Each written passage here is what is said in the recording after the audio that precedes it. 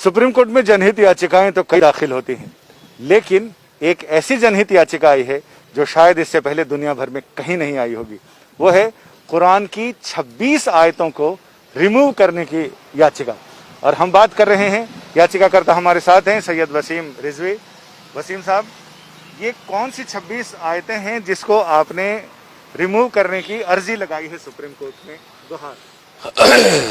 देखिए, प्रॉफिट मोहम्मद के बाद पहले खलीफा अबू बकर, दूसरे खलीफा उमर और तीसरे खलीफा उस्मान द्वारा कुरान को कलेक्ट करके और उसको जारी किया गया एक किताबी शक्ल में। कुरान के अंदर कुछ आयतें ऐसी हैं जो आतंक को बढ़ावा देती हैं, वायलेंस टीचिंग हम कहें उसको एक तरह से, वो कुरान के अंदर इस तरह की बातें हैं और बहुत अच्छी बातें भी हैं जो इंसानियत के लिए हैं। तो अल्लाह के मैसेज दो तरह के नहीं हो सकते। तो ये तीन जो खलीफा थे, इन्होंने ताकत का इस्तेमाल करते हुए कुरान के अंदर अमेंडमेंट करके इस तरह की आयतों को डालकर कुरान शरीफ को दुनिया के लिए जारी किया और उसी का सहारा लेकर पूरी दुनिया में आगे बढ़े हैं ताकत के दम पर इस्लाम को फैलाने के लिए। कोई भी धर्म मोहब्बत से फैलाया जा सकता है, ताकत के दम पर नहीं फैलाया जा सकता। और इस वजह से आज इस्लाम को फैलाने के लिए जो कुरान के अंदर अमेंडमेंट किए गए थे, जो इस तरह के मैसेजेस डाले गए थे, जो वायलेंस को बढ़ा रहे थे, जो जुल्म और ज़्यादती कर रहे थे, आज उसका फायदा आतंकवादी उठा रहे हैं। मदरसों के जरिए आम मुसलमानों के बच्चे उसको पढ़ रहे हैं और उनका जहन जो है वो कट्टरपंथ की तरफ बढ़ रहा है। तो ये बहुत नुकसानदेह, बहुत सी ऐसी बातें हैं जो हमने अपनी PIL में लिखी है, लेकिन क्योंकि अभी हमने PIL दाखिल की है, कोर्ट में पेंडिंग है, वो बातें हम खुलकर नहीं बता सकते।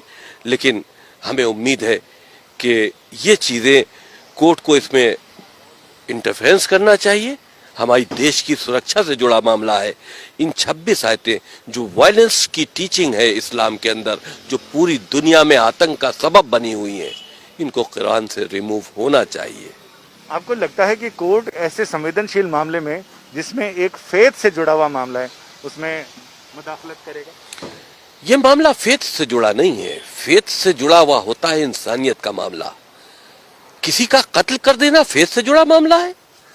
आप अगर इसको फेथ से जोड़ लेते हैं तो हमको इजाजत दीजिए कि हम काफिरों का कत्ल कर दें। तो ये फेथ से जुड़ा नहीं है, ये वायलेंस टीचिंग है।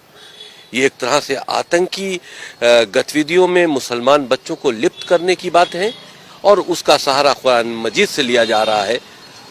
बहुत सी अच्छी बातें हैं कुरान मजीद में। हम तो कहते हैं कुरान मजीद को हम बैन करने की बात नहीं करते।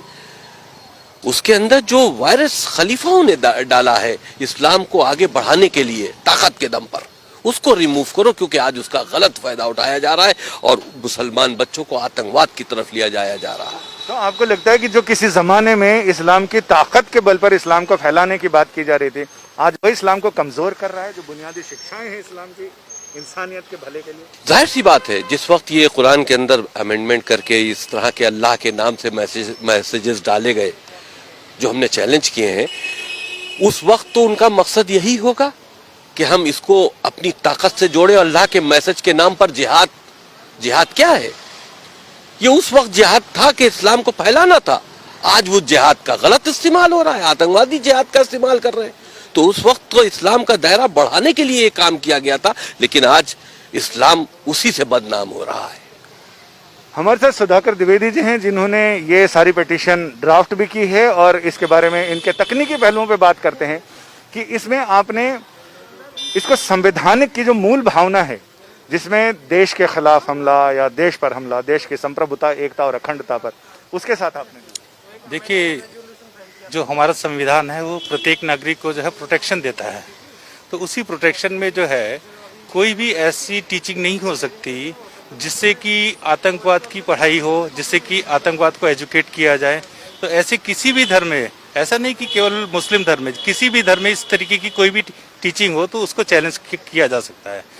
और हमारा संविधान इस चीज़ का अधिकार देता है कि अगर देश के खिलाफ कोई प्रॉक्सी वॉर के लिए कोई टीचिंग हो रही हो चाहे वो स्कूल एजुकेशन हो या किसी भी तरीके की एजुकेशन में हो, तो उसको रिमूव करने का हमारा राइट है। और दूसरा है कि इस्लामिक आतंकवाद इसमें सबसे ज़्यादा आगे जो है रहा है शुरू से पूरे विश्व में, और उसका सबसे ज़्यादा भुक्तभोगी जो है वो हिंदुस्तान रहा है। इसलिए हम लोग इसको इंडिया की सुप्रीम कोर्ट के अंदर इसको हम लोग चैलेंज कर रहे हैं, क्योंकि इससे रिलीफ जो है वो सुप्रीम कोर्ट दे सकती है और कोई रिलीजियस वो नहीं दे सकते। और इसमें कोई रिलीजियस इशू नहीं है, ये कोई धार्मिक उसको हमने कोई चैलेंज नहीं किया है। हमारा केवल इसके अंदर जो मेन ग्राउंड है वो यही है कि कोई भी ऐसी टीचिंग जो आतंकवाद को बढ़ाती हो, जो ह्यूमैनिटी के लिए खतरा हो, उसको रिमूव किया जाए। कुरान एक बहुत अच्छा ग्रंथ है, उसकी जितनी पॉजिटिव चीज़ें वो ज़रूर पढ़ाई जानी चाहिए, लेकिन जो चीज़ें इंसानियत के खिलाफ हो उनको रिमूव करने के लिए हमने इसमें प्रेयर की। आपका बहुत बहुत शुक्रिया। अमूमन इस तरह की याचिकाओं में कोर्ट ये कहता है कि आप अप्रोप्रिएट प्लेटफॉर्म पर इस मामले को लेकर जाएं और वहां अपने सबमिशंस दें। इसी को देखते हुए याचिकाकर्ता ने पहले ही देश के 57 ऐसे रजिस्टर्ड इस्लामिक संगठनों को इस याचिका की प्रति भेजी और उनसे ये कहा कि आपका जवाब इन 26 आयतों पर क्या है, जवाब अभी तक मिला नहीं है। लिहाजा ऐसे में उम्मीद की जा रही है कि अगले हफ्ते शायद ये मामला सुनवाई के लिए सुप्रीम कोर्ट की चौखट पर पहुंच जाए। कैमरामैन अनुराग सक्सेना के साथ संजय शर्मा, दिल्ली, आज तक।